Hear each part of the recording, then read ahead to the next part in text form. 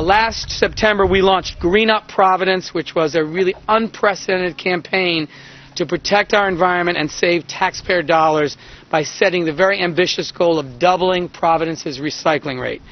We knew that by doubling the city's recycling rate to 20%, we would reduce solid waste tipping fees at the landfill by nearly $300,000 a year, a real savings to the taxpayers of our city. Today, I'm pleased to announce that thanks to the extraordinary efforts of the families in our neighborhoods, we have already saved thousands of dollars by recycling at a higher participation rate than ever before. In the 4 months prior to the launch of Green Up Providence, the city spent an average of $180,000 a month on tipping fees, which are the fees paid to landfills for solid waste disposal. By doubling the recycling rate, the city now spends an average of $130,000 in tipping fees. That means we've saved an average of $50,000 per month for the taxpayers of this city. The city achieved its goal in December, 8 months ahead of its target date of August 2010. And I really want to thank, there were some in the early days of this campaign who were resistant to it. Some people said we should stop it, that we couldn't meet our goal. I really want to thank the residents of our city for taking this important step toward protecting our environment for future generations by reducing the amount of waste that ends up at our landfill and saving thousands of dollars for the taxpayers of our city.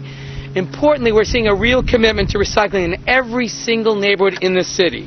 And today, in addition to celebrating our success and checking off that we've met our goal, of course, I'm calling on our residents to do more and actually to increase even more our recycling rate. Let's set a goal for ourselves of another 10% over the next 12 months to get to 30%. Green Up is really part of an ongoing effort to make Providence one of America's greenest and cleanest cities. And I want to thank the residents of the city who have been really embraced this. Thank so many of the organizations that have been involved in this. Thank the staff at DPW for their great work. It's been a big success. I also want to use this occasion to remind the residents of our city that the city continues to pick up bulky items free of charge, such as televisions and furniture, mattresses, large appliances on your trash pickup day. In order to get this service free, you have to call and make an appointment at least 24 hours before your scheduled trash collection to request a pickup at your address. The number is 1-800-972-4545, and I know the stations will put it on their websites. It's on the city website as well. You can schedule a maximum of 3 large items for pickup at one time, and just be sure you give a description of the item as well as your address when you call to make the appointment. They have to be placed at your curb no earlier than 4 p.m.